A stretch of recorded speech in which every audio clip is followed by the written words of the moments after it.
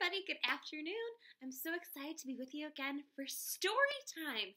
Now this week we've been talking a lot about the weather. I want you all to look outside right now and see what kind of weather it is. When I look out my window, I see clouds. I don't see much sun. I don't see rain. So it is cloudy today. The book I want to share with you is about a day when it's cloudy, but something strange started happening. It was a day when it was cloudy with a chance of meatballs. The book is written by Judy Barrett. She's the author. She writes the words. And the pictures are drawn by Ron Barrett. Judy Barrett and Ron Barrett. I wonder if they're related or if they're husband and wife. So, maybe you've heard of this story. I know it's a movie. Maybe you've seen the movie before. But there's no meatballs out my window. Do you see any meatballs flying down? No. So this book is about a day when it was cloudy with a chance of meatballs. Follow along. Cloudy with a chance of meatballs. Look at the picture. We see meatballs and some noodles. Oh my goodness.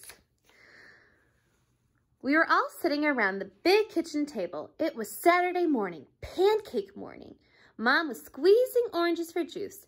Henny and I were betting on how many pancakes we each could eat, and Grandpa was doing the flipping. Do you eat a special breakfast on Saturday morning?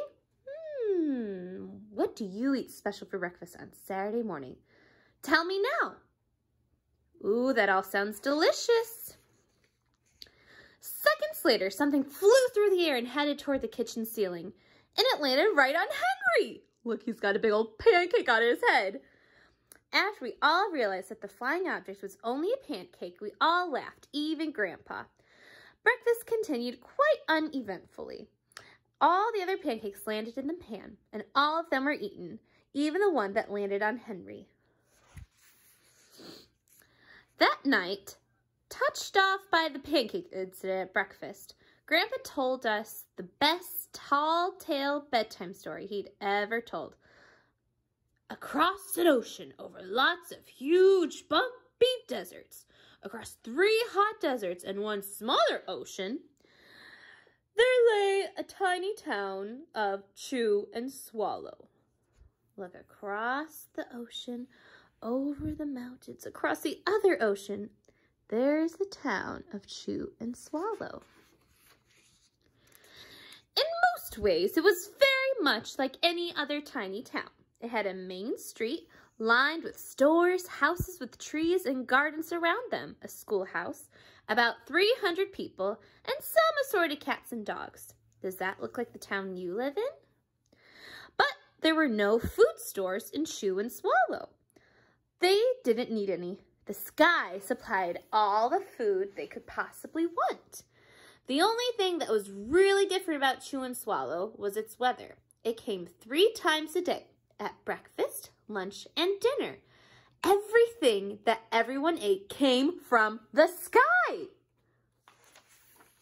Whatever the weather served, that was what they ate. But it never rained rain. It never snowed snow. And it never blew just wind. It rained things like soup and juice. It snowed mashed potatoes and green peas.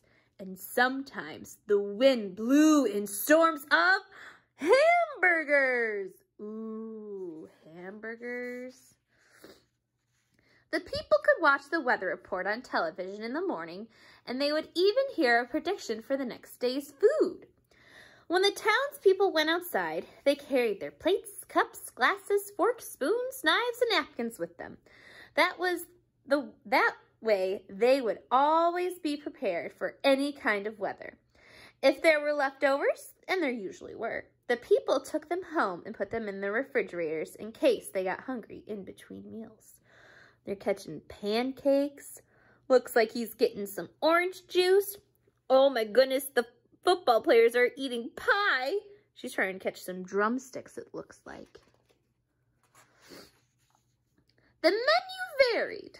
By the time they woke up in the morning, breakfast was coming down. After a brief shower of orange juice, low clouds of sunny-side-up eggs moved in, followed by pieces of toast. Butter and jelly sprinkled down for the toast, and most of the time it rained milk afterwards. For lunch one day, Frankenfurters, which are hot dogs, already in their rolls, blew in from the northwest about 5 miles an hour. There were mustard clouds nearby. Then the wind shifted to the east and brought in baked beans. A drizzle of soda finished off the meal. Look, they're in a restaurant with no roof, so all the food could rain down into them. Oh my goodness, that woman eating her hot dog, her teeth came out. Gotta pay good attention to these pictures. They are pretty silly. Look, the boy's wearing a fake nose and glasses. That's so silly. Dinner one night consisted of lamb chops, becoming heavy at times, with occasional ketchup. Periods of peas and baked potatoes were followed by a gradual clearing, with the wonderful Jell-O setting in the west. The sanitation department of Chew and Swallow had a rather unusual job for a sanitation department. It had to remove the food that fell on the houses and sidewalks and lawns. The workers cleaned things up after every meal and fed all the dogs and cats. Then they emptied they dumped some of it in the surrounding oceans for the fish and turtles and whales to eat. The rest of the food was put back into the earth so the soil would be richer for the people's flower gardens. Life for the townspeople was delicious until the weather took a turn for the worst. Spaghetti ties uptown! Record-breaking pasta fall causes chaos. Look at all that pasta. One day, there is nothing but gorgonzola cheese all day long. Ooh, gorgonzola cheese is smelly. Look, they have their noses in clothespins. The next day, there is only broccoli, all overcooked. Ugh. Overcooked broccoli. Ugh. The next day, there were Brussels sprouts and peanut butter with mayonnaise. Oh, gross. Another day, there was a pea soup fog. No one could see where they were going, and they could barely find the rest of the meal that got stuck in the fog. Ugh, a pea soup fog. Ugh. The food was getting larger and larger, and so were the portions. The people were getting frightened. Violent storms blew up frequently. Awful things were happening. One Tuesday, there was a hurricane of bread and rolls all day long and into the night. There were soft rolls and hard rolls, some without seeds and some with. There was white bread and rye and whole wheat toast. Most of it was larger than they had ever seen bread and rolls before. It was a terrible day. Everyone had to stay indoors. Roofs were damaged and the sanitation department was beside itself. The mess took the workers 4 days to clean up and the sea was full of floating rolls. To help out, the people piled up as much bread as they could in their backyards. The birds picked at it a bit, but it just stayed there and got staler and staler. There was a storm of pancakes one morning and a downpour of maple syrup that nearly flooded the town. A huge pancake covered the school. No one could get it off because of its weight, so they had to close the school. Look, there's the teacher talking about the big pancake on the school. The kids look a little excited. What would you do if our school was covered in a huge, giant pancake? What would you do? Lunch one day brought 15-inch drifts of cream cheese and jelly sandwiches. Everyone ate themselves sick that day and ended up with a stomach ache. There was an awful salt and pepper wind accompanied by an even worse tomato tornado. People were sneezing themselves silly and running to avoid the tomatoes. The town was a mess. There were seeds and pulp everywhere. The sanitation department gave up. The job was too big. Everyone feared for their lives. They couldn't go outside most of the time. Many houses had been badly damaged by giant meatballs. Stores were boarded up and there was no more school for the children. So a decision was made to abandon the town of Chew and Swallow. It was a matter of survival.